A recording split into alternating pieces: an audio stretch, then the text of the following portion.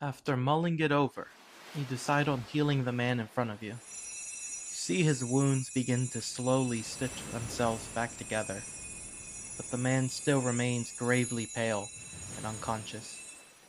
Noticing that he's still breathing, you realize he's alive but requires more time to rest.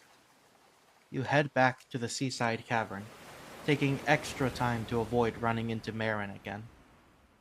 As you reach the cavern, the sun begins to set over the island.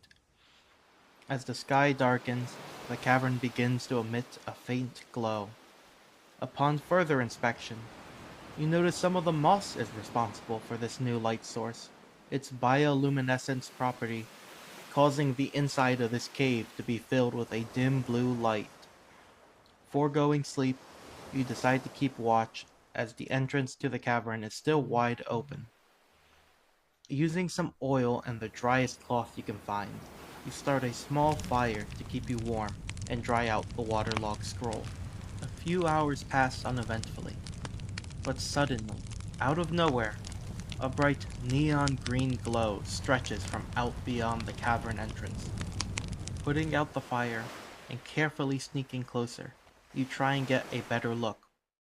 You see the corpses of former shipmates, standing upright, shambling across the beach. They leave blackened puddles of blood wherever they step. Their eyes and wounds seem to be projecting this harsh neon green from within their body as if it's trying to escape. The group doesn't notice you and walks off into the forest, the neon green still visible for miles until eventually dissipating. The sun begins to rise, and you check on the spell scroll.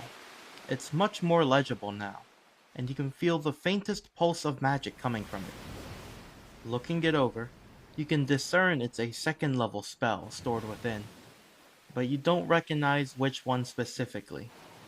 You'll need someone else to help you identify it, or just use it and pray that it's useful. Afterward, you hear a bit of shuffling from behind you before someone eventually calls out, Where, where am I? The man you saved has awoken. After spending a few minutes introducing yourselves, you learn that this man's name is Yooga. Quickly catch him up to speed. The two of you continue to chat over breakfast as you hand Yuga one of your rations. Yuga tells you, Thank you again for saving me. I am a member of the Zamite Coven, and part of my duties include scouting for survivors who washed ashore. I found a Firbolg who was unconscious but breathing, and I decided to heal him. What I didn't realize was the bastard is a pirate and immediately stabbed me in the back. I guess I passed out afterwards, and the crabs mistook me for a free meal. Realizing that this Firbolg pirate is probably your former crewmate Belfier, you decide to keep silent on your past as a pirate.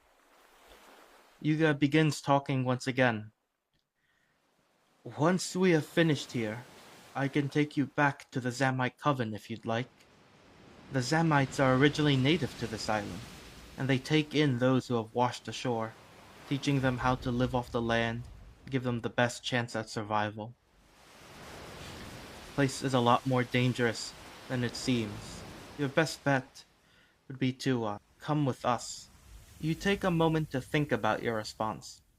The Zamites don't seem like they would know how to get back to New Azuria, but they might be able to point you in the direction of someone who would. Or, at the very least, answer any questions you have about this place or its people.